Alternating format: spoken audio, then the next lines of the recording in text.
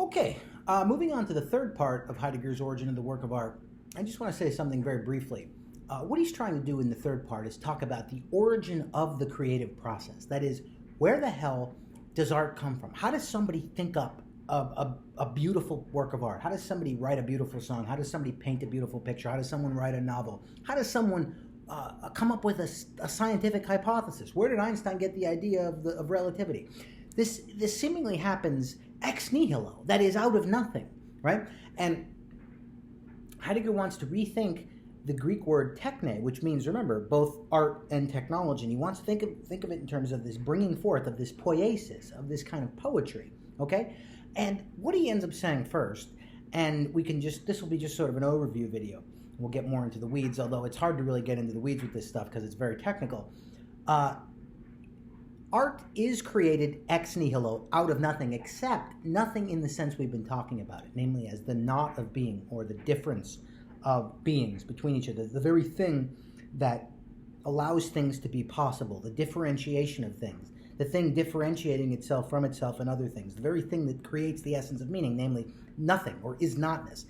Art is created out of that concealment, or that differentiating process that is necessary to what being is, namely the is not part of being, the idea that, or the part of being that is nothing, or the difference, right? Remember, difference must in some sense be in order for beings to be, in order for meaning to happen, because every determination is a negation. Okay, and meaning is created out of differentiation. Okay, so what he's saying is, and there's a threefold level, and I've talked about this a little bit in the other videos and maybe a little bit in the Zoom sessions, but what happens in art is, and here's how it works metaphysically.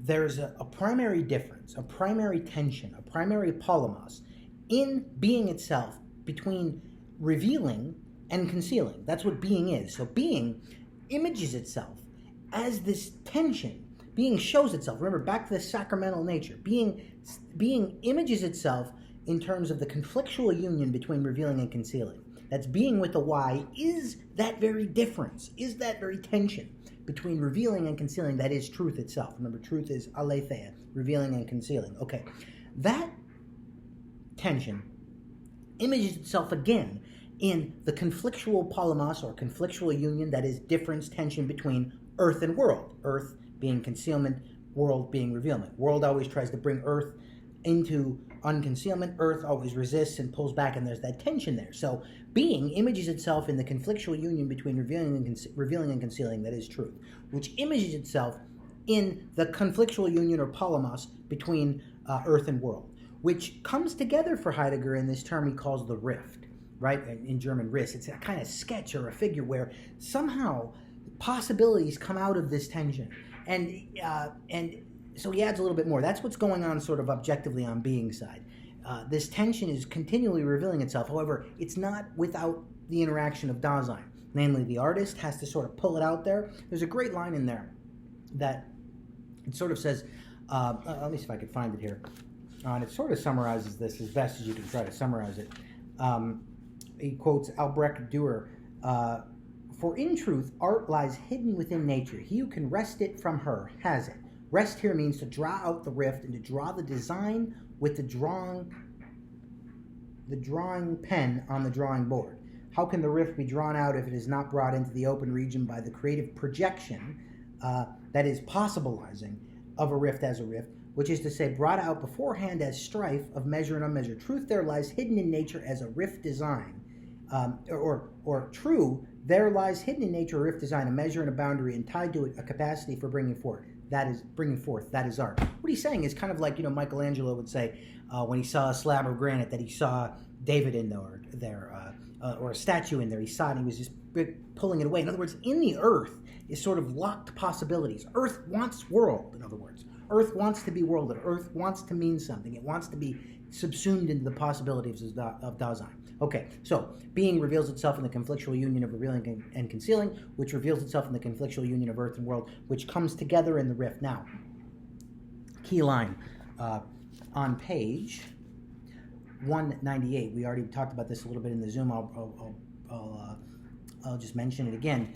That threefold sacramental imaging, original image, this sacramentalizing, comes to be named this all comes, what is Dasein's part? It's the naming of it. It's the, how does unconcealment happen? Well, we name logos, we name something into being and pull it out. So it's by naming things that they open up. So this rift sort of shows itself, and we speak it into existence, like Adam in the garden, who sees the world in a new and novel way, right? And every artist is like Adam in the garden, and sees the world, and the world starts to turn to us in its strangeness or newness or novelty, and we fasten a new name on it. That's what art is. Art is always and primarily poetry. Now, poetry extends to all art. It's a new glimpse, if you will. And the primary expression of that, he's using the metaphor of the word, because he thinks, and he makes a distinction too between poetry and poesy. Poetry is just what art is as a whole, but poetry as the spoken word is the primary form of art. It has a special place. But all art, in a certain sense, follows this idea of the metaphor, of the naming, of saying something is like something. Remember, all language is, in a certain sense, forgotten metaphor. So what happens in the artwork? How does art come out of nothing? Well, we get, in other words, when the world turns strange to us. Now think all the way back to what is metaphysics, in the annihilating of the nothing, when beings become uncanny or they appear to us in their strangeness, that they lose their sense of meaning. The world becomes weird to us, or uncanny, unheimlich. We're not at home in the world. When we experience that nothing and that anxiety, the world can show itself in a different way. And when we get a glimpse of that, we can name it, we can draw it, we can write about it, and we see possibilities. And that's where meaning comes from. That's where the artwork comes from. It comes out of this font of being, but it needs us to name it, okay? So Heidegger says, language alone brings beings as beings into the open for the first time. Where there is no language, as in this being of a stone, plant, animal, there is no openness of beings. There's no meaning, and consequently no openness of non-being and of the empty. Language, by naming beings for the first time, first brings beings to word and to appearance. So it's language that brings things into truth, into unconcealment. Only this naming nominates beings to their being from out of their being. That is, it gives meaning. Language is what gives meaning, okay? And think about it. How do you have a non-linguistic meaning? How do you have a non-linguistic thought? Heidegger gets into language at the end of his career. Such saying is a projecting of clearing, a projecting of illumination. That is, a lighting up, a projecting of meaning, a giving of meaning to things. However, notice here, though, too, it's not as though Dasein is just fastening meaning onto a meaningless world, painting on a meaningless canvas or on an empty canvas. No. This is a cooperation between being and Dasein, between Sein and Dasein. That is, between the illumination and that which shows itself. It's a mutual or cooperative interpretation. Being shows itself and lets itself be interpreted, and we interpret it. That's what happens in naming and happens in logos, as legein, as bringing together the many into one, as pulling unity out of that which wants to be unified. Okay? So, such saying is a projecting of clearing or of illumination, Lichtung in German, in which announcement is made of what it is that beings come into the open as. That is, what they are, what they can be, right? How they're interpreted. This is as something. Projecting is the release of a throw by which unconcealment infuses itself into beings as such. What does that mean? It means when we take up an original possibility, when we see the world in a new way, seeing that world in a new way becomes a new interpretation of the world, and in turn a new interpretation of Dasein, of myself. So in other words, when I see the world in this novel way, I see the world as a new kind of interpretation. I can see the world in a new way. I'm not making it up. I'm not putting the meaning there. I'm drawing it out. That's a very important distinction. When I do that, I simultaneously interpret myself in a new way. And that's what art does, is it opens up the interpretation of the world, which is then appropriated, or what Heidegger calls preserved, by beings, by us, by human beings, so that they can interpret themselves then. Okay? So projecting is the release of a throw by which unconcealment infuses itself into beings as such. This projective announcement forthwith becomes a renunciation of all the dim confusion in which a being veils and withdraws itself. In other words, Earth now is sort of forced into unconcealment. That which hides itself, Heraclitus very famously says, nature loves to hide.